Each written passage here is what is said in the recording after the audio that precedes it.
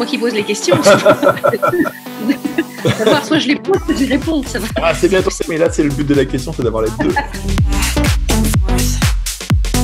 J'ai envie de colorer le monde, je le dis tout le temps. J'aimerais en mettre partout. Le monde, c'est Benetton. J'ai pas très envie d'être clonée. Je vous le dis.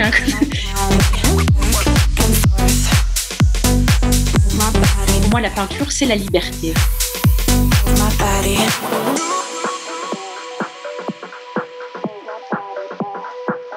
Bonjour à tous, je suis Luc et bienvenue chez Coco. C'est une joie, comme toujours pour moi, de vous retrouver dans ce beau loft de l'Avenue des Ailes.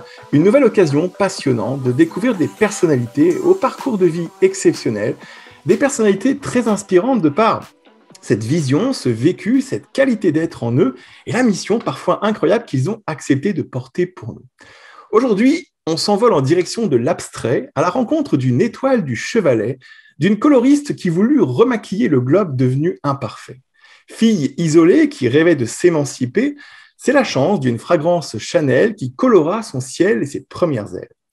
Elle prit bientôt pinceau, parce qu'elle le valait bien, pour aller vers la terre de Sienne, pour remplir son cœur de bien. Elle signe aujourd'hui par la peinture la clé d'une nouvelle aventure, celle de parfaire et sublimer plutôt que de laisser faire et s'en blâmer. Cette semaine, j'ai la joie d'accueillir Caroline Faindt. Bienvenue à vous, Caroline. Bonjour Luc, je suis ravie d'être avec vous aujourd'hui et de partager ce moment avec vous.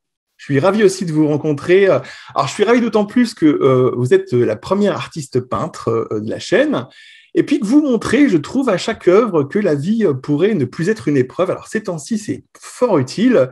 Et fidèle à la tradition, ce que je vous propose dans cette émission, c'est commence par parler de votre parcours. Alors, vous êtes né à Montbéliard, en Franche-Comté. Vous avez vécu jusqu'à l'âge de 12 ans pour ensuite vivre en Alsace. Votre père est musicien, trompettiste, et votre mère travaillait dans un commerce. Fille unique, vous étiez une enfant précoce, vous avez grandi souvent seule, avec des parents qui travaillaient beaucoup. Alors, pour occuper vos journées, vous développiez votre créativité, votre imagination et votre univers intérieur. Vous allez suivre des études de lettres et de langue en Alsace, et puis obtenir un baccalauréat L, français. Très vite, vous allez partir à Paris, attiré par l'effervescence de la capitale, et vous allez suivre des études de théâtre, de chant, de danse, que vous allez finalement assez rapidement arrêter.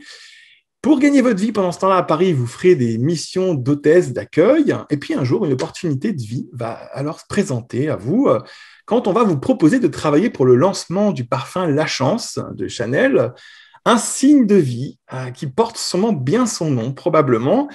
Vous allez ensuite, de fil en aiguille, travailler chez L'Oréal, où vous vous occuperez de formation pour les marques du groupe auprès des revendeurs. Vous travaillez aussi dans le casting d'émissions audiovisuelles et dans l'événementiel. Et puis un jour, en 2004, à 23 ans, lors d'une visite au Salon d'art contemporain Start à Strasbourg, votre vie va changer. Alors, Caroline, qu'est-ce qui se passe à partir de ce moment-là pour vous ? Eh bien, je fais une rencontre avec une artiste et puis son travail, ses peintures, et je suis absolument bouleversée. Je suis à ce moment-là en quête, j'ai envie de trouver ma voie. J'ai longtemps cherché ma voie, j'ai cherché le moyen de m'exprimer artistiquement. Et puis voilà, je tombe devant ces œuvres et je suis absolument bouleversée. Il y a beaucoup de couleurs, c'est de l'art abstrait. Il y a du mouvement, il y a quelque chose qui me touche et je repars avec l'envie à ce moment-là de peindre. Je me dis, moi aussi, j'ai envie de faire ça et j'ai le sentiment à ce moment-là que moi aussi, je peux m'exprimer artistiquement avec des pinceaux et des couleurs. Donc, j'en parle le soir même à une de mes amies qui me dit, mais viens, on va t'acheter des pinceaux et des toiles. Je dis, mais non, tu plaisantes, attends. Elle me dit, si, viens, je t'emmène. Elle vient me chercher en voiture le lendemain à la maison, Élodie, et elle m'emmène dans une boutique. Je ne sais absolument pas du tout ce que je dois acheter, puisque je n'y connais rien. Et je tombe sur un vendeur qui me dit, essayez ça. Voilà, il me donne quelques conseils rapides. Et puis, je rentre à la maison et je peins ma première toile. Et pendant ça, vous faites quoi? Parce que j'imagine au début, de toute façon, on ne peut pas en vivre, donc c'est quand même une période d'apprentissage. Comment vous vivez pendant ce temps-là? En fait, au tout début, en fait, je peins, comme je pense plein de gens, on peint par plaisir, par envie, par besoin, et je pense pas du tout à ce moment-là à en faire un métier, et il n'y a pas du tout de valeur marchande, voilà. Je peins parce que ça me fait du bien et que j'ai des choses à raconter. Donc, et puis à l'époque, j'ai un autre métier, je travaille chez L'Oréal, et puis justement, je suis en manque là-bas de quelque chose d'artistique, ça fait quelque temps que je suis là-bas, et puis, il y avait quelque chose qui me démangeait et qui me manquait. Donc là, c'est vraiment l'occasion pour moi de pouvoir créer d'une autre manière et juste comme ça, spontanément, sans rien imaginer d'autre. Et puis après, je commence à me dire que et ça me fait de plus en plus de bien, que j'ai de plus en plus envie, que j'ai de plus en plus besoin, que j'ai envie de peindre plus grand. Et puis que tiens, peut-être que si un jour je ne pouvais faire plus que ça serait super. Et j'ose, dans un tout petit coin de ma tête, imaginer peut-être que ça pourrait devenir un métier. Et puis, je vois qu'il y a un engouement, qu'il y a de l'intérêt autour de mes toiles et qu'on commence à me demander combien ça coûte. Donc voilà, mais ça a pris du temps et je n'ai pas eu tout de suite envie d'en faire un métier. J'ai quand même découvert qu'il y a eu quand même pas mal de belles collaborations parce qu'en 2015, vous faites quand même un gros travail avec Orange pour 250 petites toiles. Alors, j'étais étonné par le nombre de toiles que vous devez réaliser. Ça doit être une épreuve, ce truc. Comment c'est venu à vous, ça? Une rencontre avec une personne voilà, qui travaille chez Orange, Karine, et qui, voilà, ils sont présents et partenaires de la FIAC. Enfin, ils étaient en tout cas, parce que plus maintenant. Et ils demandaient chaque année à un artiste de créer des œuvres qui allaient être mises lors de l'inauguration de la FIAC à leurs invités. Et je trouve le challenge formidable. Déjà, je suis heureuse et flattée qu'on me fasse confiance. Ensuite, voilà, 250 toiles, c'est absolument énorme. Donc, je dis oui et je suis ravie de pouvoir être présente à la FIAC, etc. Mais je ne me rends pas compte à ce moment-là de la charge de travail. Et heureusement, parce que ça se trouve, j'aurais refusé peut-être à ce moment-là.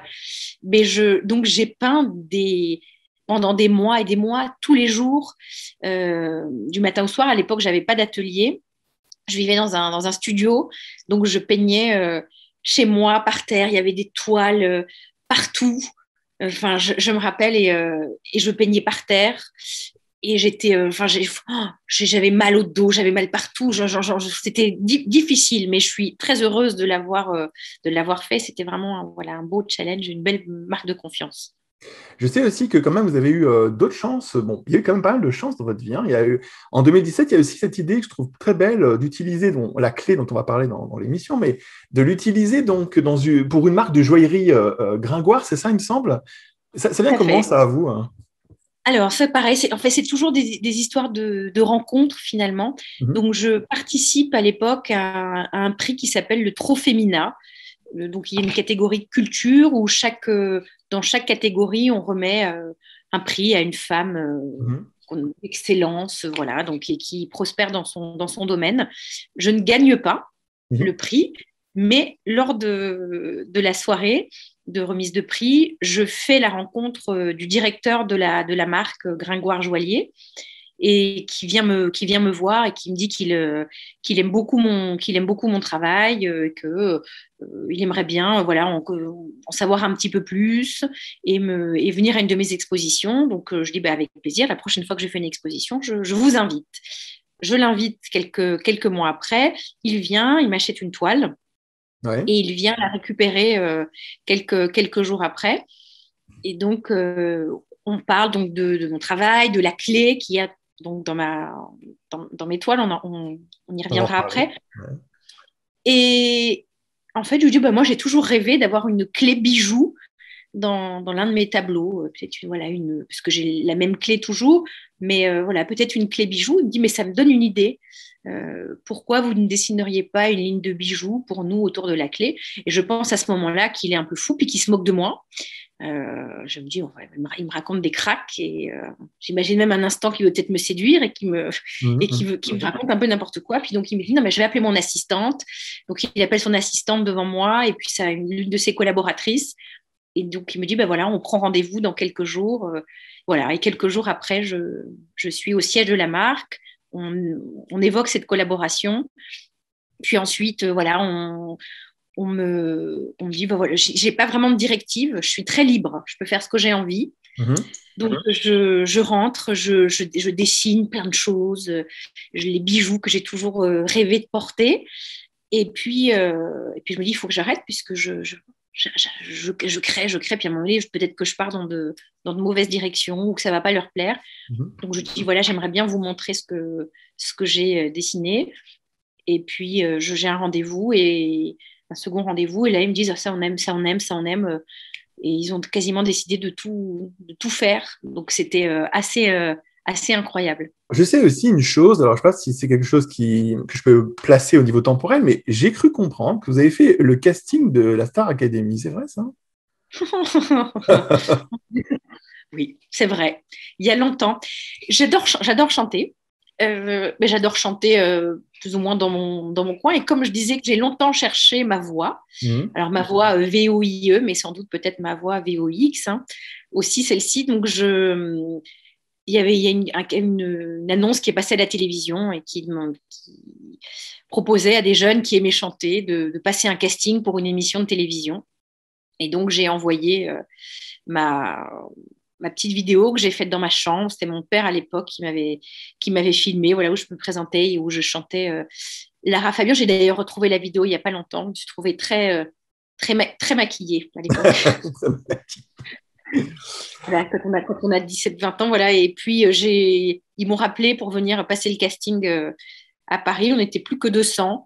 Mais j'étais tétanisée de chanter devant un jury, parce que finalement, j'aime chanter, mais je suis toujours très gênée de chanter devant les autres. Donc, je me suis arrangée pour passer la dernière de la journée. Et en fait, je les ai tous vus passer, parce qu'il y avait un écran dans les locaux de TF1. Ouais, je me souviens. Et donc, je les voyais tous passer. Je trouvais qu'ils chantaient. Enfin, tout le monde ne chantait pas bien, mais qu'il y avait quand même pas mal de talent. Et donc, j'étais tétanisée, fatiguée. J'avais dû arriver à 8 heures et je suis passée vers 23 heures. Et j'ai chanté, mais comme une gamelle, et tellement haut. Je ne voudrais jamais revoir ou réentendre ces images. J'étais morte de peur et ouais, mon Dieu. Ça, c'est un truc pour les enfants de la télé, ça, hein. C'est le truc. Ouais, c'est ça. Ouais, je l'avais jamais dit comme ça officiellement, voilà. Donc, Bon, voilà. ouais, maintenant, ça Bon, y est, en je tout suis cas, dépassée. c'est touchant dans une carrière d'avoir passé cette épreuve-là, moi, je trouve.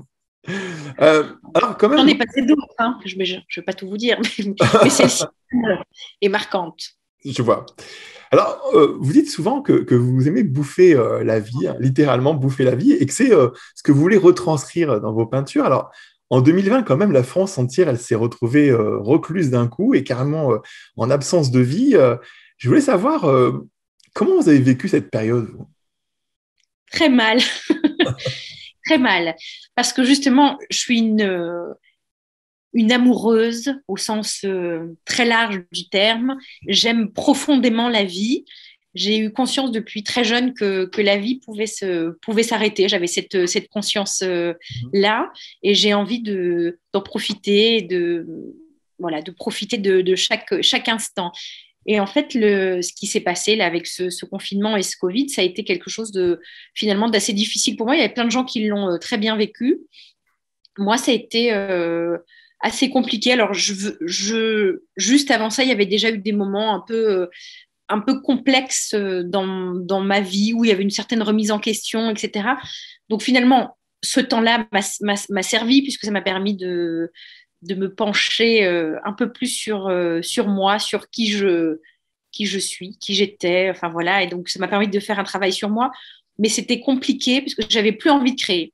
Et c'était la première fois de ma vie que ça m'arrivait, où j'avais plus l'envie et plus d'inspiration. Donc ça a été assez déroutant. Et puis, bien évidemment, c'est revenu, bien heureusement, mais d'être privé d'une forme de liberté, une liberté si chère à mon cœur. Je dis tout le temps qu'en plus, pour moi, la peinture, c'est la liberté, justement. Oui, on va On en n'a parler de besoin ça. de rien et de personne. Je trouve ça intéressant parce que là, vous faites une transition sur la question que j'allais vous passer à poser après. C'est une question que j'ai posée à toutes les personnalités célèbres de France et puis du Québec que j'ai pu avoir en ligne. Alors, c'est la même question que je vous pose et vous y avez un peu déjà répondu, mais je vous la pose quand même. Est-ce que vous avez, pendant cette période de confinement, eu l'impression de découvrir des comportements chez vous qui n'avaient plus lieu d'être, ou des parties de votre personnalité que vous avez complètement oubliées, ou justement des phénomènes bizarres qui n'étaient pas habituels chez vous. Alors, vous parlez du fait que d'un seul coup, vous n'avez plus envie du tout de peindre. Ça, je trouve ça très, très marquant. Mais est-ce qu'il y a eu d'autres choses que vous avez vues comme disant, ah, d'un seul coup, je me retrouve à faire comme j'étais jeune, c'est quoi cette histoire? Pourquoi je me remets à faire ça? Ça a fait ressortir beaucoup d'angoisse chez Ouais. moi, mais Mhm. je pense que c'était justement le moment de les travailler, de les dompter.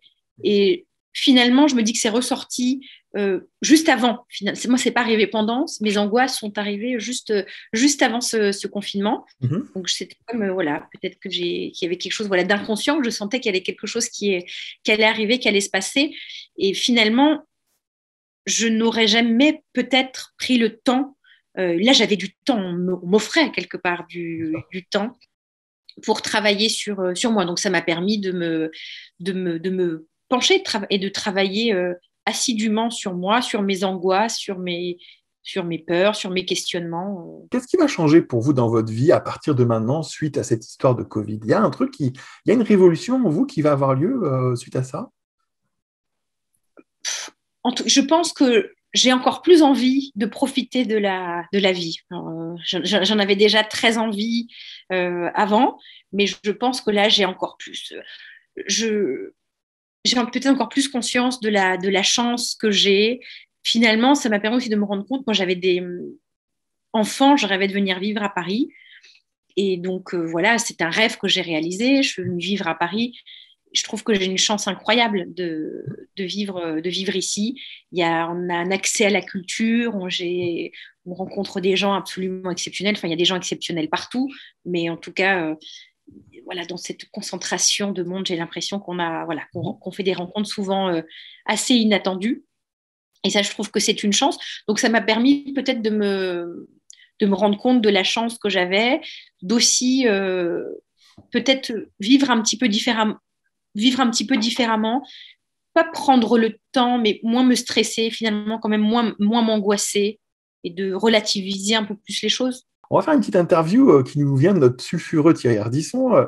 Une interview que j'appelle Upside Down. C'est une petite interview comme ça avec des questions simples, mais un peu malicieuses pour voir un peu votre côté caché.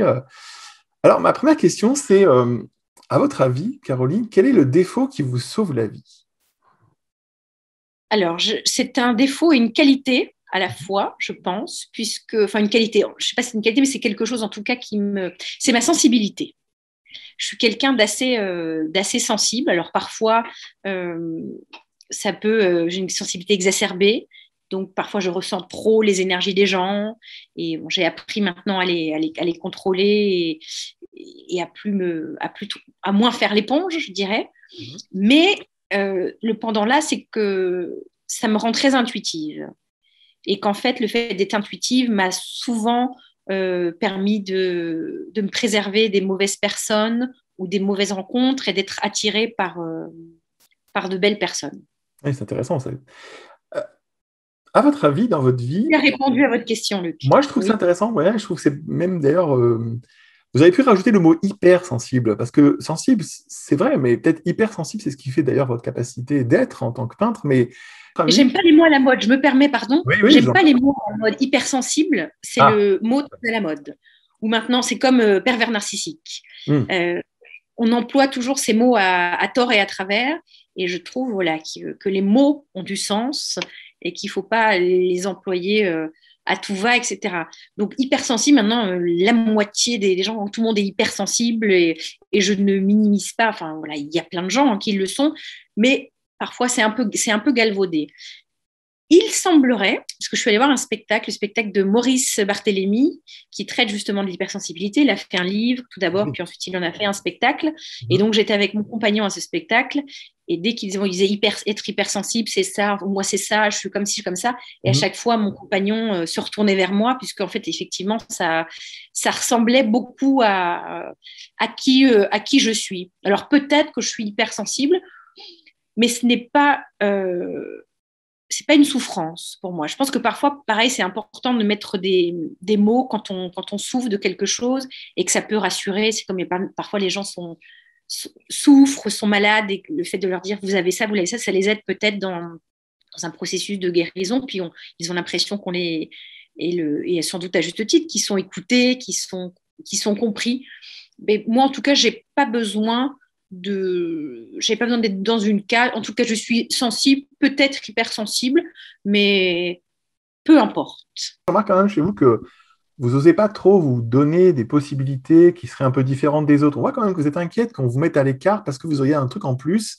Et donc, vous faites gaffe quand même à pas trop dire, bah, moi j'ai ça, parce que après, bon, on va mettre de côté. On voit quand même chez vous que vous avez été une enfant seule et que quelque part, maintenant, il ne faut pas non plus. Faudrait pas que les autres ils vous jugent trop vite parce que vous avez quelque chose. Vous voyez, on voit ça chez vous quand même. Hein. En tout cas, quand vous dites, quand je vous écoute et que vous dites mettre à l'écart, effectivement, j'ai absolument pas envie d'être mise à l'écart. J'ai ni envie de faire partie de la masse. J'avais envie, jeune quand même, de vivre une autre vie. J'avais envie de couleurs, j'avais envie de lumière, j'avais envie de faire des rencontres. Donc, j'ai jamais eu envie d'avoir une vie comme tout le monde, mais à la fois, voilà, peut-être, je sais pas, en tout cas, je n'ai pas envie d'être mise à l'écart, ça Ah ouais. c'est sûr. C'est une subtilité chez vous, je trouve. Alors, je veux savoir. Peut-être dans des cases, pardon, d'être aussi Oui. dans des cases. J'ai pas, parfois, oui, j'ai pas forcément envie de qu'on me mette dans des cases. La liberté, la liberté. Oui. Qu'est-ce que c'est le plus beau conseil qu'on ait pu vous faire? Le conseil, Ouais. Quel est le conseil qu'on vous ait fait dans votre vie qui a été marquant, qui a été fondateur, à votre avis? j'en sais rien, mais je pense toujours à une anecdote euh, que quelqu'un, quand je venais à Paris, au début, donc je faisais des allers-retours quand je vivais à Strasbourg, et j'avais envie de montrer que j'étais pas que je faisais partie. Puis j'ai très vite évolué finalement dans le milieu artistique, et puis même je sortais dans les lieux où il y avait des artistes, où il y avait des gens importants, etc. Et donc quand je venais à Paris, je m'habillais, je m'apprêtais, puisque j'avais envie de faire partie du sérail, C'est ça. et donc je mettais plein de bagues. J'avais des jolies bagues, et je mettais des bagues pour je sais pas, pour montrer quelque chose. Et, euh, et un jour, quelqu'un m'a dit, euh, tu n'as pas besoin de mettre toutes ces bagues-là. Tu es très bien et très belle comme tu es. Et tu n'as pas besoin d'en rajouter. Et en fait, l'élégance et la classe justement des Parisiennes, tu regarderas, elles ont une simple bague. Et en fait, ça suffit. Mais ça m'a été dit avec beaucoup de bienveillance et de gentillesse. Je ne sais pas si c'est le meilleur conseil que l'on m'ait donné, mais en tout cas, voilà, je pense à celui-ci. Et il y a un autre aussi, pareil, je retiens autre chose.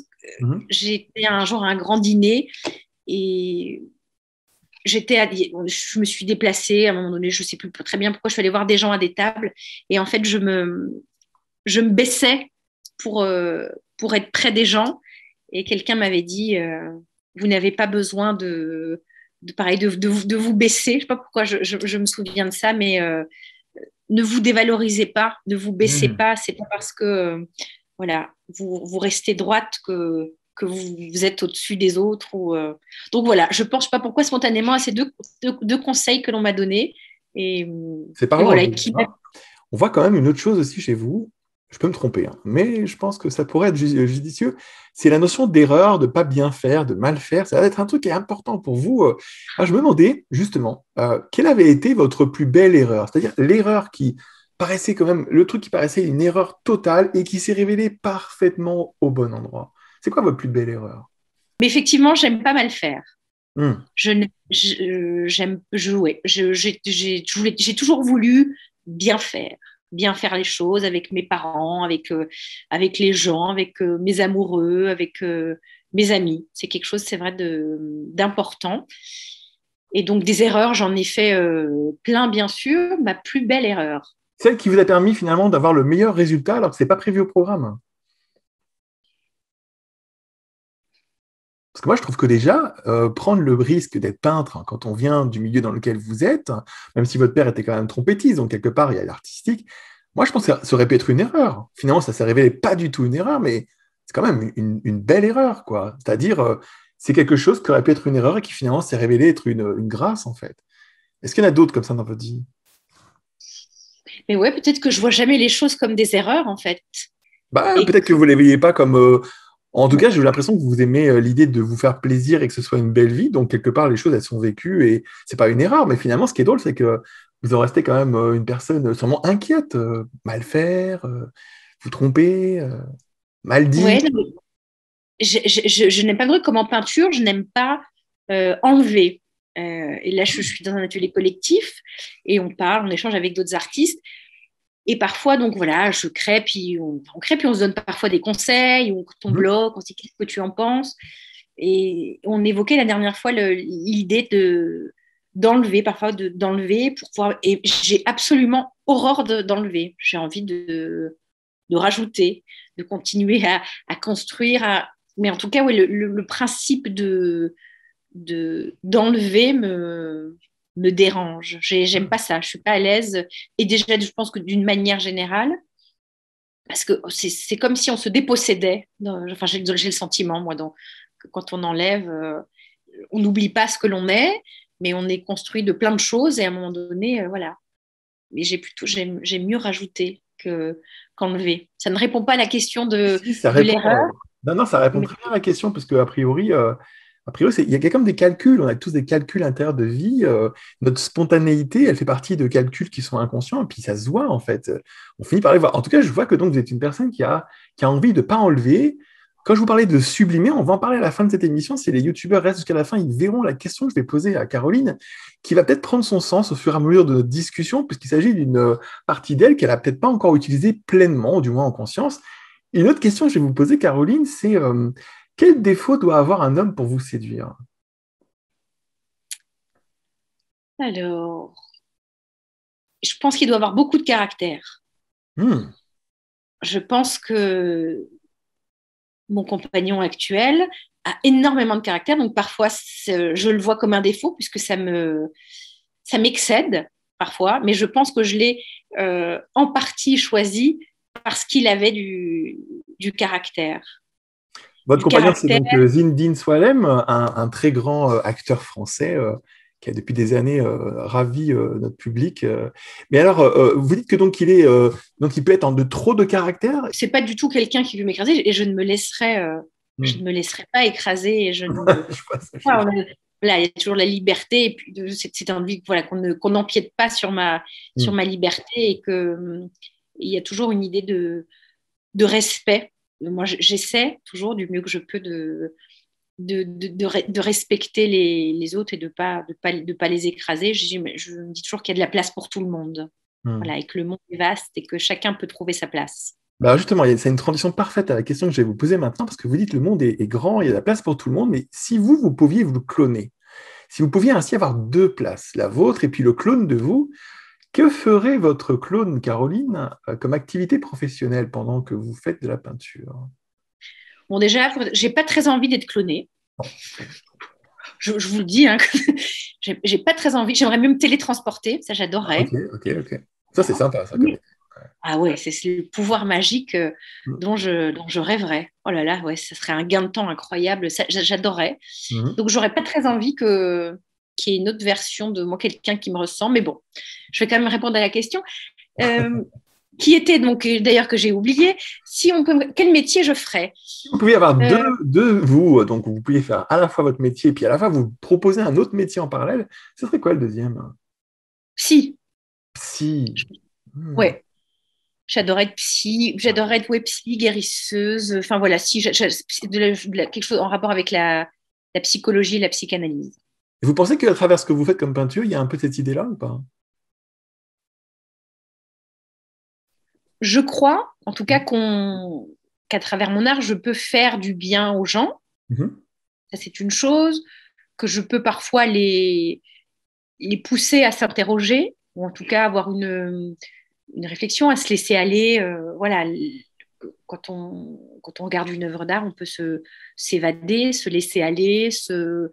Donc, il peut y avoir quelque chose un peu peut-être un peu psychanalytique, mais là, pour le coup, moi, je donne quelque chose à voir et après, c'est l'autre qui rentre en action. Donc, mais les échanges, c'est toujours très intéressant d'échanger sur mon travail, c'est une chose, mais des émotions, de ce que les gens peuvent ressentir. Mais je pense, non, en tout cas, je suis une amie,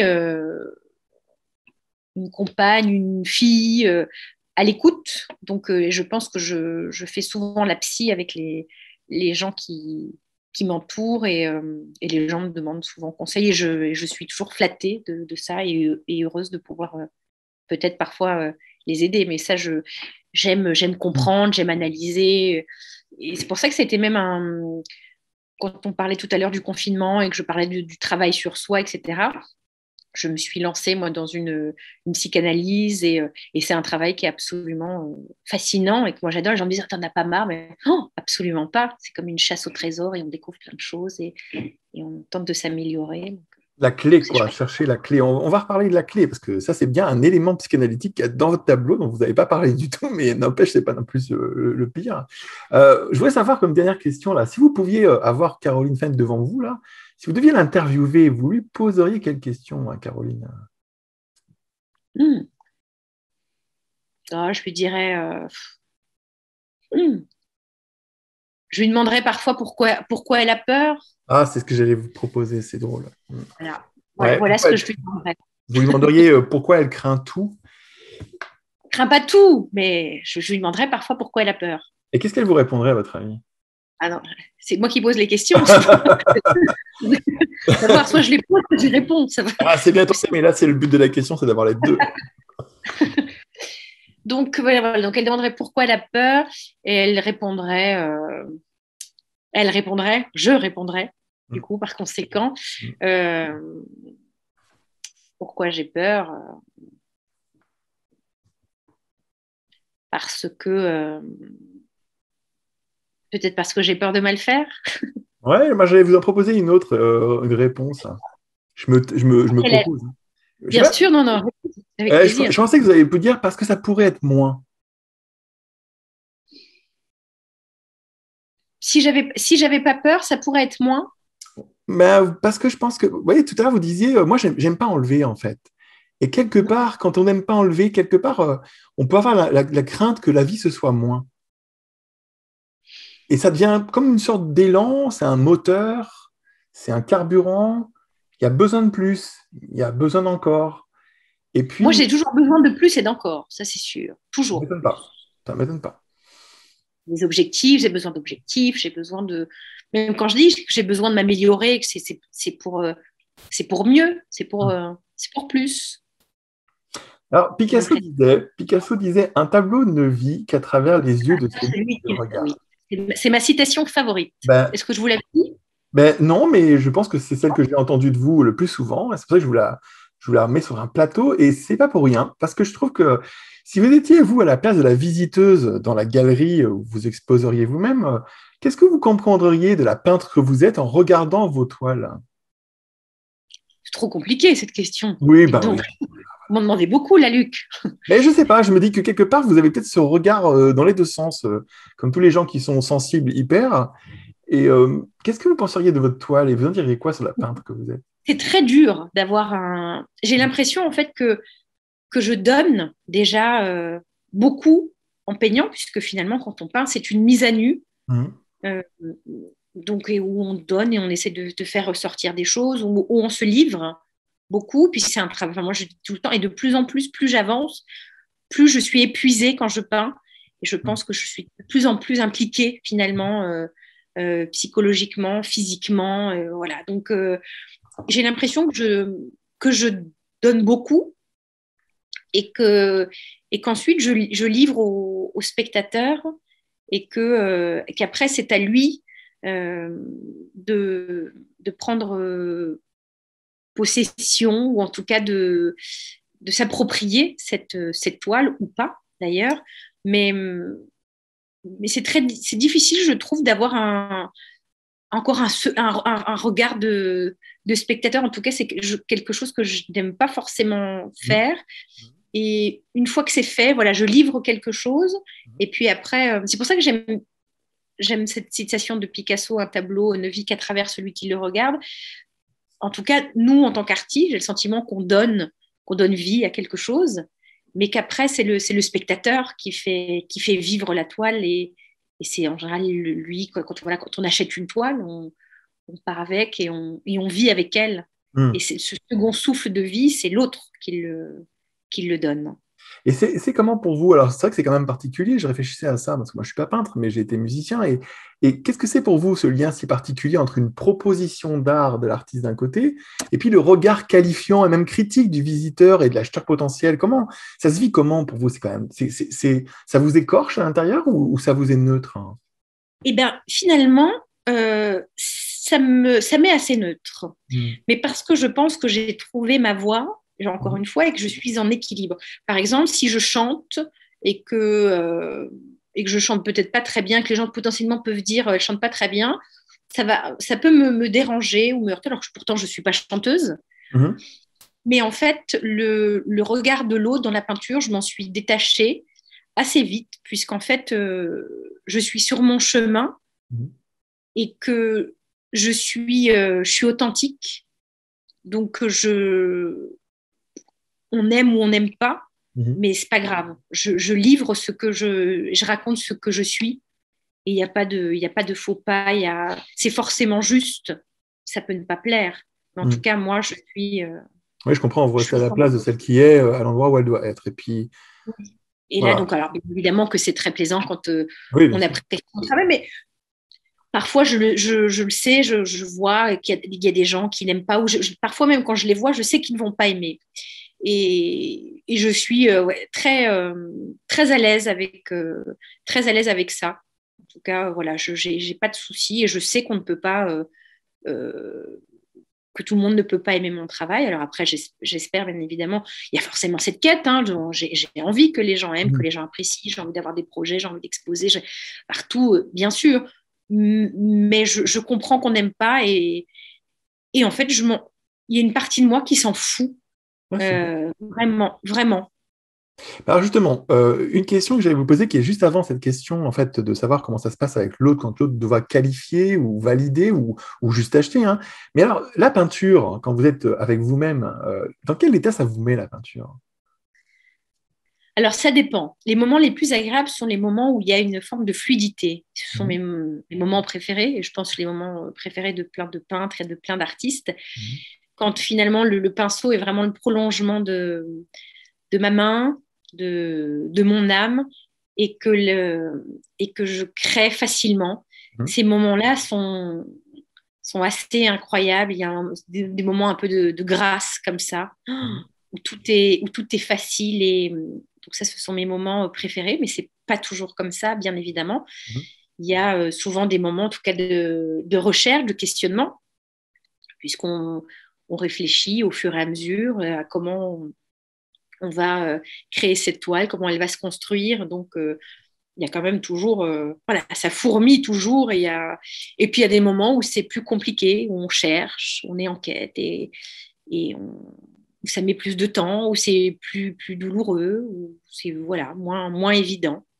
Mais est-ce que c'est pas, je me demandais parce que quand même vous avez été une enfant seule et qui s'est quelque part pourvue à elle-même cette attention, et je me suis demandé, est-ce que la peinture pour vous c'était pas aussi un rite de solitude et de liberté qui devait perdurer? Ah mais si, c'est justement pour ça que c'est mon truc, la Ouais. peinture, et que c'est mon métier aujourd'hui et que j'aime profondément la peinture, puisque finalement, c'est un métier de solitaire, Mm. la peinture. On est dans son coin, dans son atelier, et on travaille et on n'a pas besoin de l'autre. Un comédien, il a besoin de quelqu'un pour lui donner la réplique, il a besoin d'un réalisateur pour le faire tourner, pour et un artiste peintre, dans tout cas dans le processus créatif, il a besoin d'après moi, de personnes. Et l'avantage, ce qui était parfait pour moi et qui correspond finalement à ma personnalité, c'est que finalement, je crée dans mon coin et une fois que je suis satisfaite, je donne à voir et je partage. Il n'y a Mm. pas ce côté du comédien. Moi, je suis admirative des comédiens, notamment au théâtre, quand ils sont là, cette mise à nu en direct. Je serais incapable de faire ça. Moi, je suis dans mon coin et une fois que j'ai envie et que je suis prête, je montre aux autres. Et aussi, ce qui est étonnant, je trouve, hein, c'est que quelque part, ce petit rite que vous avez de solitude, qui est à la fois touchant et à la fois un peu inquiétant, il se Pourquoi traduit. inquiétant? Ah bah parce que quelque part, j'imagine qu'il y a des moments où vous devez vous sentir quand même un peu en questionnement. Enfin, c'est pas n'importe quoi la peinture. Et je me suis dit, c'est quand même d'autant plus étonnant, c'est que vous allez dans l'art abstrait. C'est d'autant plus compliqué tout ça. Pourquoi l'abstrait? Parce que c'est libre, Ah, parce que c'est justement. libre, d'accord. Parce que c'est libre. Et Hmm. que finalement, on peut tout écrire, tout inventer, euh, alors qu'avec le figuratif, bon, en général, voilà, si vous décidez de faire une pomme, bon, bah, l'autre va y voir une pomme. Hmm. Vous êtes, je n'ai pas envie de dire obligé, mais en tout cas, voilà, potentiellement, il faut faire quelque chose qui ressemble à une pomme.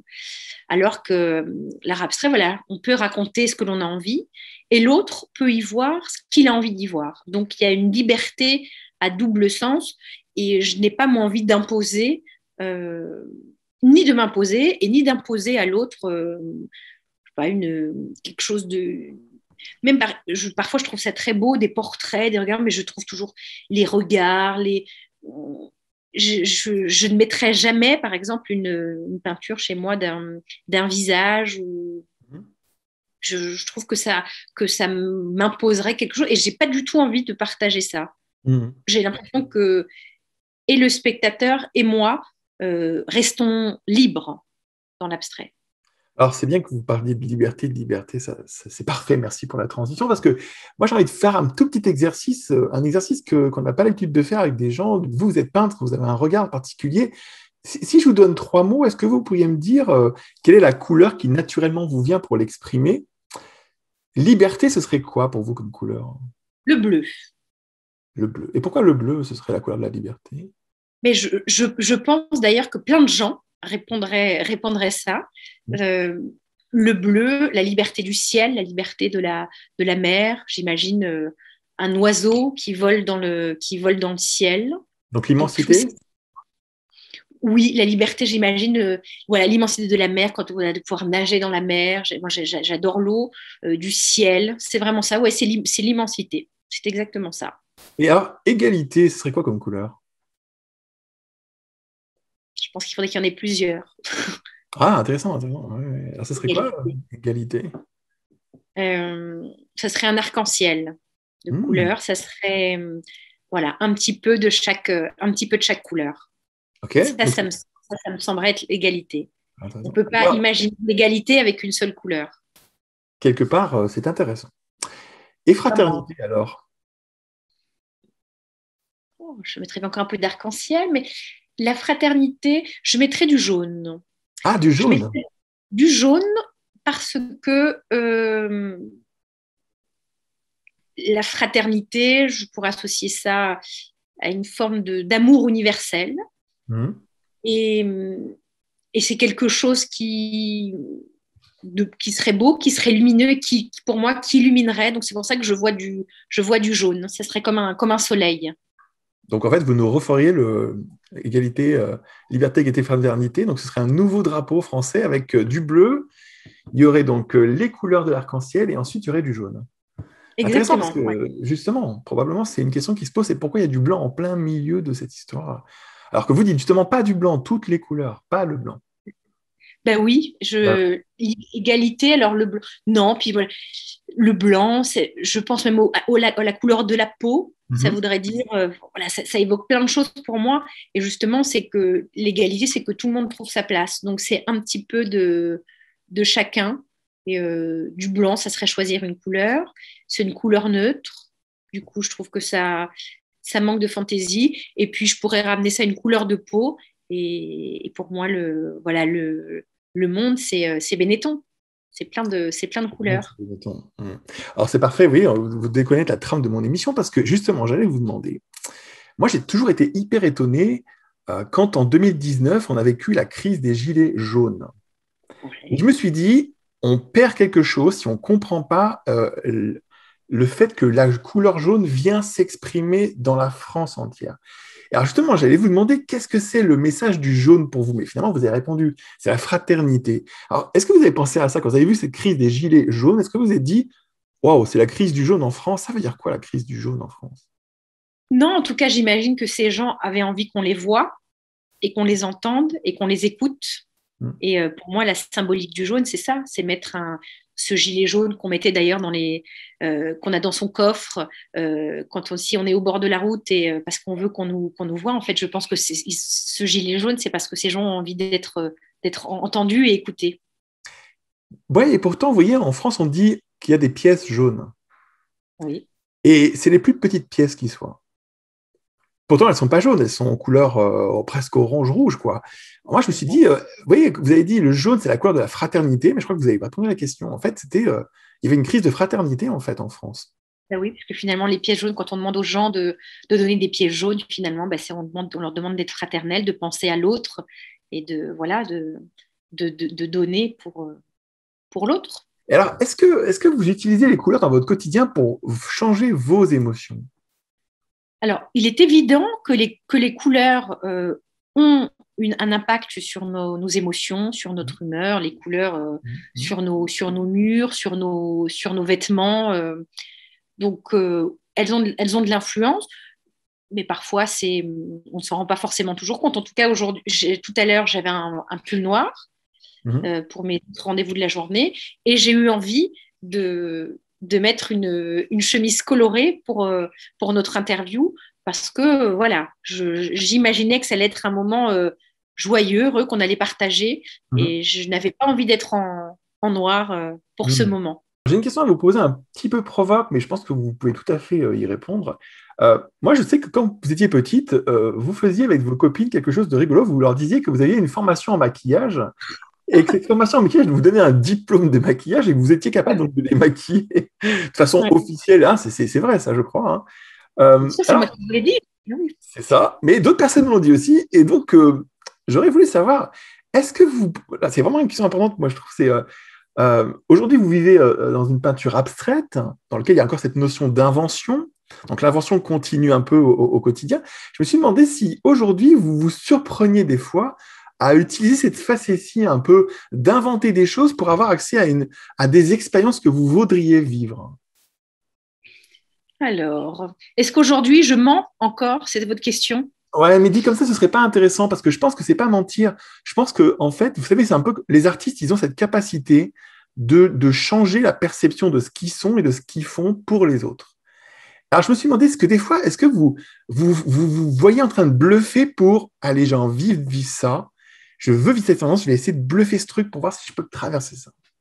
Non, j'ai envie qu'on m'aime pour ce que je suis. Et je pense que plus je grandis, plus je vieillis, plus je suis en quête d'authenticité et que me mentir, ce serait me perdre. Donc, je ne crois pas que je fasse ça. Je suis plutôt dans une recherche, une quête d'authenticité.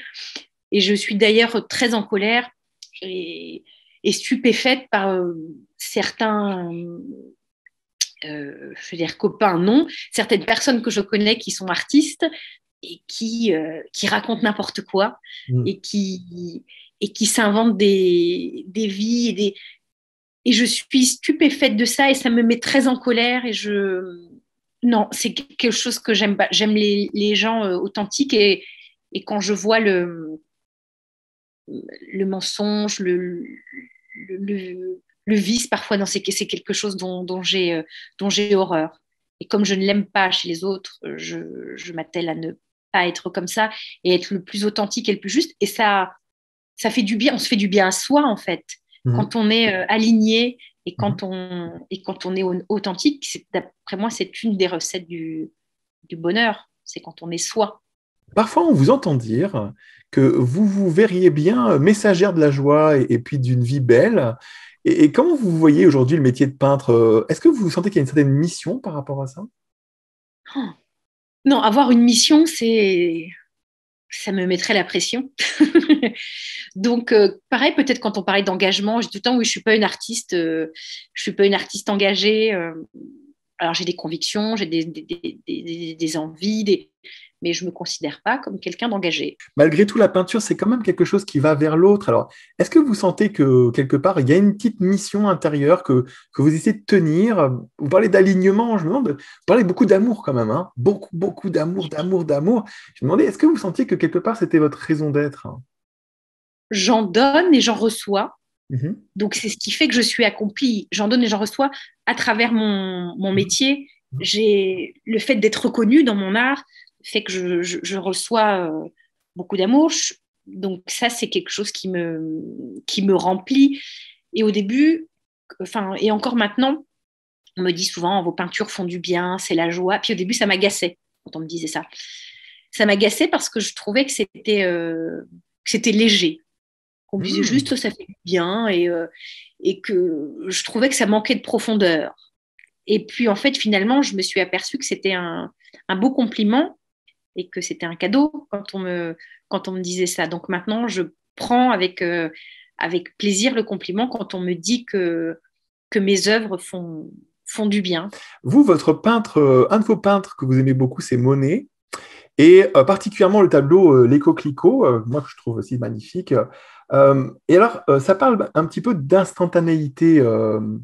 Mais votre regard de peintre à vous sur le monde moderne, vous êtes lié à l'instant ou plutôt au mouvement et à la vitesse? Qu'est-ce qui vous parle le plus, vous? Je pense que c'est un mélange. À travers mon art, à travers ma peinture. Oui, je voulais savoir parce que quelque part, Monet, c'est quand même un instant. Et moi, je me demandais, dans le monde moderne, une peintre comme vous, qui est à la fois Monet, Klimt et puis d'autres, qu'est-ce qu'elle sent de plus naturel pour elle, peindre ce qui est moderne, c'est-à-dire ce qui est presque mouvement et vitesse, ou plutôt peindre l'instantanéité, donc c'est plutôt le passé. Alors, mais je pense que Monet, c'est à la fois l'instant et le mouvement. Et c'est justement ça, enfin, c'est ce que j'aime chez les impressionnistes, et c'est pour ça que j'aime tant les impressionnistes, Mhm, puisque c'est un mélange un petit peu de figuratif et d'abstrait. mhm, Euh, mhm. on, on raconte quelque chose, on décrit une scène, mais à la fois, toutes ces petites touches font qu'il y a quelque chose de suggéré. Donc, je pense que finalement, pour moi, c'est un mélange des deux et que finalement, être peinte, c'est aussi un petit peu les deux, quel que soit son travail. On capture un instant, on le fige sur la toile et à la fois, on raconte une histoire, on raconte quelque chose, on crée un mouvement. Je pense que c'est un mélange de tout ça, de Donc la notion de choisir. modernité, pour vous, elle n'est pas associée réellement à un choix. Vous n'êtes pas très influencé, par exemple, par tout ce qui est numérique et hyper, tout ce qui est donc cette rapidité, instantanéité. C'est pas vraiment quelque chose qui vous touche dans votre travail pour l'instant. Non, alors après, moi, d'une manière générale, j'aime quand les choses vont vite, j'aime l'instantanéité. Les réseaux sociaux, c'est un outil formidable pour moi en tant qu'artiste peintre, ça me permet de vendre, etc. Mhm. Et à la fois, quand on va trop vite, on peut se perdre. Donc, je pense que c'est un équilibre hein, et que comme dans tout dans la vie, en fait, finalement, tout n'est pas tout blanc ou tout noir et que encore une fois, le fait tout à l'heure on évoquait le fait d'être aligné, c'est de trouver l'équilibre. Donc, j'aime le mouvement d'une manière générale, mais il faut pas que ça aille trop vite non plus. Et voilà, c'est une question d'équilibre. Le milieu de l'art, là, il y a toutes les NFT, il y a toutes Mhm. comme Mhm. ça. J'ai pas du tout, pour l'instant, moi, envie de. Ça me titille. J'ai un de mes amis qui m'en a parlé. En plus, il y a Mhm. av- avant que ça arrive en France et que ça soit la mode, il était précurseur et il me disait les NFT. Puis j'ai dit oh là là, mais t'es fou. Il m'avait dit il faut que tu t'y mettes, mais il y a quelques années déjà. Et pour l'instant, en tout cas, j'ai pas envie de m'y mettre. Moi, je sais aussi que quand même, on parle souvent, c'est toujours en trame de fond chez vous, cette histoire de liberté, la liberté. Et puis, bon, tout à l'heure, on parlait d'une des caractéristiques de vos toiles. Alors, la caractéristique, c'est qu'on y trouve une clé, justement. Alors, clé, c'est à la fois des lettres de votre prénom, de Caroline, et c'est à la fois une petite clé en métal qui comporte un triskel. Alors, ce que je veux savoir, c'est comment vous la voyez après tout ce temps, cette signature aujourd'hui? Elle vous évoque quoi?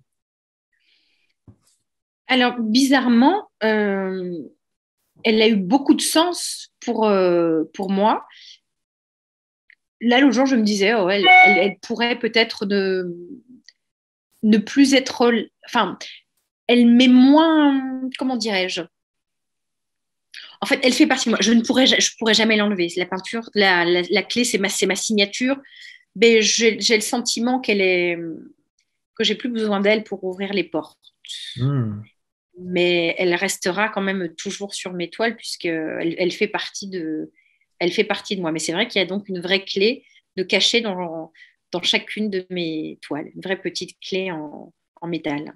Comment vous expliquez, en même temps qu'on enregistre cette émission, donc en même temps que les youtubeurs la voient, au moment où vous avez répondu sur le sujet de la clé, vous avez reçu un message numérique, ça fait dit en même temps, là, un petit blip. Est-ce que vous ne croyez pas que c'est un signe qui vous dit que la clé, maintenant, elle doit être numérique? Est-ce que ça, j'ai entendu le petit cling, mais comme je ne m'écoute pas parler, je ne sais pas ce que j'étais en train de dire à ce moment-là. Eh bien, Vous vous le parliez de savez. ça, justement. Vous parliez de la clé et de savoir si vous alliez ou pas enlever la clé. Et vous voyez, moi, je ne peux pas ne pas me dire que dans la relation de notre discussion là, d'émission, il y a une partie d'être qui nous dépasse. Le fait que vous parliez d'une clé et qu'on entend bling et que ça vient du numérique, je me disais, tiens, c'est marrant, elle dit qu'elle va peut-être pouvoir un jour ou l'enlever ou passer à autre chose. Et puis d'un seul coup, le numérique vient. Est-ce que vous croyez que c'est ça la suite de votre clé? L'art, pour moi, peinture, la toile, c'est un objet. Cette Mhm. clé, j'aurais pu la dessiner, Mhm. mais je n'ai pas choisi de la dessiner, j'ai décidé d'en apposer une vraie. Mhm. Parce que c'est un objet, parce que pour moi, en tout cas, j'avais le sentiment que j'offrais ou que j'apposais quelque chose de très concret, un objet. Donc, je ne l'imagine pas numérique, ou en tout cas, la numérique ne prendra pas la place. Peut-être qu'elles cohabiteront un jour, mais je n'imagine pas qu'elles. Je vous ai dit que j'aimais pas enlever. Hein. Ah ouais, J'aime ouais, mais bien. justement, je Mais trouve je, ça intéressant. vraiment, je me posais la question la dernière fois. Je disais, oh là là, mais ouais, je, j'avais le sentiment que je pouvais un Détaché. peu m'en détacher. Je peux, mais ça ne veut pas dire Que je vais le que je faire. le ferai. Voilà. Il y a une question aussi que je trouve intéressante parce que j'ai découvert vos globes, hein. Donc j'ai découvert cette vision un peu de peindre en volume, et puis cette vision aussi que finalement vous peignez en volume quelque part des mondes meilleurs. Alors ça m'a vraiment interpellé pour une personne qui à la fois dit qu'elle n'est pas vraiment engagée, et puis en même temps elle parle de mondes meilleurs. Je disais au début de l'introduction que vous remaquillez le globe pour qu'il soit plus parfait. Ça vous fait quoi? Comment c'est vu cette idée de peindre du volume et de peindre des globes avec des espèces de mondes comme ça meilleurs? Parfois, je ne sais, souvent on me demande, mais comment t'es venue cette idée? Je ne sais pas toujours très bien d'où ça vient, si ce n'est que, voilà, bon, la toile, c'est un support plat et qu'à un moment donné, j'ai eu envie de passer au volume, à quelque chose de rond. Je pense que ça a été une évidence. J'aime la rondeur. Il y a eu d'ailleurs beaucoup dans mes toiles, notamment dans la série des Amoureux, il y avait beaucoup mes personnages étaient assez ronds. Même maintenant, mes bouquets de gens. Enfin, il y a quand même beaucoup de rondeur dans mes toiles là, dans mes toiles. Donc, je n'imaginais pas autre chose que oui, je me verrais pas faire un cube ou même là, j'ai fait des gants de boxe. Finalement, j'aperçois que le gant, il y a une forme Mhm. de rondeur. Mhm. Donc, c'était forcément quelque chose de rond. Et, et donc, je me suis dit, ouais, j'aimerais bien peindre sur une map monde. C'était l'idée. En Ouais. fait, quand j'étais enfant, j'avais une map monde sur ma table de chevet, une map monde comme plein d'enfants, je pense une map monde lumineuse. Et donc, je la faisais tourner le soir, je mettais mon doigt dessus, et puis en fonction du pays, après je m'inventais des histoires en fonction du pays, je m'imaginais voyager, j'ai, j'avais une imagination débordante, et tout le temps, c'est vrai, avant de dormir, je m'inventais des histoires et des histoires et des histoires. Ce qui m'a interpellé, pardon, mais ce qui m'a interpellé dans ce que j'ai vu de vous, c'est vrai qu'on pourrait dire, bon, bah, pourquoi est-ce qu'elle a envie de créer sur des boules? Bah, parce que voilà, ça lui est venu, etc. Et moi, ce qui m'a rien questionné, donc je pense que je vais peut-être beaucoup plus loin que ce que vous proposez, mais j'avais envie de vous le proposer aussi, c'est quand même incroyable parce que l'outil qui nous sert à voir le monde, il est rond. Les yeux, ils sont pas plats, ils sont ronds. Et quand je vous ai vu dessiner et peindre sur du rond, j'avais envie de me dire, ah, en fait, elle va nous questionner sur un truc, c'est si tu n'avais pas les yeux ronds, comment il serait le monde? Comment il serait? Comment tu verrais les choses? Parce que la planète, tout le monde dit qu'elle est ronde, mais tu le vois avec un globe toi-même dans tes yeux qui est rond. Personne ne se pose la question de savoir, mais c'est pas un peu dingue de croire que la Terre est ronde alors que l'œil, il est rond. Mais si l'œil était plat, tu verrais quoi? La Terre, elle n'est pas Et puis, ronde. pour moi, encore une fois, c'est la liberté, encore quelque part un petit peu le cadre. On revient toujours à ça, finalement. Le cadre, le carré, c'est structuré. Le rond, c'est plus enveloppant, c'est plus rassurant. Et, et il y avait oui, encore une forme sans doute de liberté de pouvoir tout écrire et tout inscrire sur ce globe. Je vous vois, depuis qu'on se connaît un peu via Véronique de Villèle, moi je vois quand même que vous n'êtes pas On n'importe. embrasse d'ailleurs. Oui, c'est un petit salut qu'on fait à Véronique. C'est grâce à elle qu'on s'est rencontrés aussi. Et moi je trouve que quelque part, moi je trouve que vous êtes une artiste cotée. On voit que c'est pas de mettre de côté ça. Il faut pas mettre de côté qu'on est coté. C'est pas tout le monde qui est capable de se mettre à cet endroit de cote. Tiens, c'est quoi une cote? Est-ce que moi, par exemple, il va falloir qu'à un moment donné, je sois capable de valoriser aussi mon travail de telle sorte que ça ne soit pas que de la peinture, mais plutôt une œuvre, plutôt pour certains un investissement, qui n'est pas un plan de carrière, mais qui est une pérennité aussi. Après tout, la toile, la peinture, ça n'a aucune pérennité en soi. C'est les autres qui la font. Et puis oui, c'est les autres qui donnent la valeur, Hmm. finalement, puisque ce sont les autres qui achètent et ce sont les autres qui font monter la cote. Mais moi, j'ai pas la main mise là-dessus. Alors moi, je peux, en tout cas, faire de mon mieux.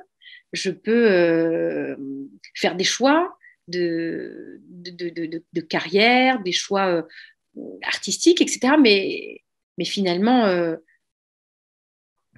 toute la partie créative et solitaire, mais après, l'autre, voilà, on en revient encore à la phrase de Picasso qu'on évoquait tout à l'heure, un tableau ne vit qu'à travers celui qui le regarde. Eh bien, voilà, c'est aussi l'autre qui donne une valeur marchande. Et voilà, moi, je décide d'une valeur émotionnelle, d'une valeur de cœur, mais j'ai le sentiment qu'après, oui, c'est l'autre. Pour faire cette émission, Caroline, moi, je voudrais qu'on revienne sur ce propos dont je vous parlais hors émission. Et là, ça c'est parfaitement aligné, calé pour poser la question. Vous voyez, vous dites, c'est l'autre qui donne la valeur, c'est l'autre qui, dans son regard, donne la valeur. Et moi, j'ai eu l'impression, ce que je disais tout à l'heure hors émission, j'ai eu l'impression par rapport à vous que dans votre nature profonde, il y avait quelque chose qui s'appelait sublimer. Et que sublimer, c'était pas simplement un truc égotique ou qui avait, comment dire, le simplement but de passer d'un état à un autre. J'avais l'impression que vous étiez faite pour prendre quelque chose et y apporter un sublime. Je sais que c'est compliqué d'entendre ça, vous allez dire, attendez, qui je suis pour parler comme ça? Mais je vous parlais justement de Christo, je vous parlais de ce moment où il avait emballé l'Arc de Triomphe et de cette idée qu'il y avait derrière. Et je voudrais savoir, qu'est-ce que vous pensez de cette idée quand vous, il y aurait cette capacité d'être de sublimer l'autre ou de sublimer la matière? Alors, on l'évoquait tout à l'heure, on l'a évoqué rapidement ensemble. Ma première réaction, c'est de dire, mais c'est vrai que c'était un peu prétentieux, peut-être d'imaginer que je pouvais rendre beau quelque chose qui décide en plus. Par exemple, voilà, on évoquait Christo et de l'Arc de Triomphe. Alors, là, je ne juge pas le travail de Christo et je trouve très intéressant, mais en tout cas, on recouvre peut-être un peu quelque chose. Est-ce qu'on le sublime forcément? Ça, après, c'est une question de point de vue. Mais j'aurais presque envie de dire, oui, qui suis-je pour avoir la prétention que je sublime les choses?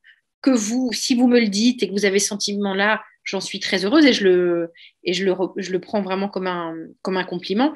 Mais en tout cas, je n'ai pas cette conscience-là.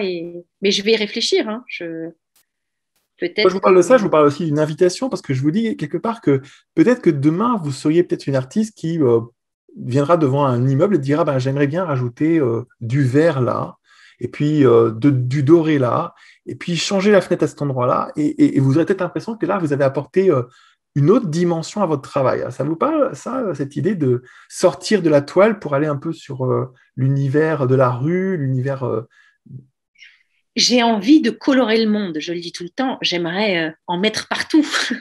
Ouais. C'est pour ça que j'ai fait des collaborations et que enfin, j'ai eu ces opportunités-là que j'étais très heureuse sur des maillots de bain, sur des foulards, de pouvoir mettre mes petites tougères. J'aimerais tout faire. J'aimerais faire des coussins, j'aimerais faire des canapés, j'aimerais tout, tout, tout, tout, tout. Quand parfois je parle avec mon attachée de presse, elle me dit mais qu'est-ce que tu aimerais faire? Mais en fait, j'ai envie de tout faire. Et j'ai vraiment envie oui, de mettre de la couleur partout, sur des assiettes, sur oui, les coussins, des murs. Et d'ailleurs, finalement, j'ai commencé assez rapidement à mettre de la couleur sur les murs. J'étais déjà peut-être une street artiste sans le savoir quand j'étais enfant, puisque mes parents m'avaient acheté des craies. Et c'était des craies pour un peu pour jouer comme à la marelle, ou en tout cas, c'était pour. Et un jour, je sais pas, j'ai décidé de descendre en bas de mon immeuble et il y avait quelques enfants. Et donc, j'ai commencé à dessiner sur l'immeuble voilà, dans lequel je vivais, sur ma tour. Peut-être que j'avais envie, voilà, d'y mettre un peu de couleur. Et c'est une des pires hontes de toute ma vie. Mes parents le savent, je leur reproche très souvent. Ils m'ont traumatisée parce que donc je sais pas, ils sont rentrés et ils ont vu que j'avais dessiné sur le mur avec les enfants. Donc on m'a pas disputé, mais on m'a fait aller chercher un seau et une éponge et j'ai dû tout nettoyer. Ce que j'avais fait devant les autres petits enfants et j'étais honteuse. Ting, il y a encore un petit ting. Vous croyez que c'est un signe? Et voilà. Et j'étais honteuse de devoir tout nettoyer. J'ai eu un sentiment de honte et j'en ai beaucoup voulu à mes parents. C'est un des moments traumatiques de mon enfance, voilà, où j'ai dû effacer ce que j'avais fait avec les autres enfants sur le mur de mon immeuble. C'est pour ça que j'ai peur, vous voyez, C'est peut-être pour ça que les choses se sont arrêtées en suspens. En tout cas, Caroline, merci beaucoup pour ce moment. C'était hyper agréable.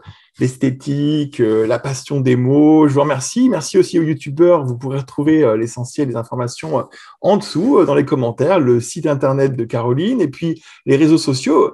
Caroline, un petit dernier mot pour nous tous pour cette émission. J'aimerais d'abord vous remercier, Luc, pour ce moment. Le plaisir, en tout cas, est partagé. Et ce qui m'avait plu, et c'est aussi pourquoi j'ai accepté de passer ce moment avec vous, en tout cas que j'ai eu envie, c'est parce que je trouvais que le format était un peu différent et que finalement on ne posait pas toujours les mêmes questions et parce que on a toujours l'impression en interview qu'on rabâche toujours les mêmes choses. Et j'ai sans doute dit les mêmes choses, mais avec d'autres mots, et peut-être et sans doute que nous sommes allés creuser un petit peu ensemble. Donc, je vous en remercie et j'espère que voilà, vos auditeurs seront heureux et ravis de pouvoir aussi voilà, partager ce moment avec nous et voilà, que ça sera quelque chose d'agréable pour eux.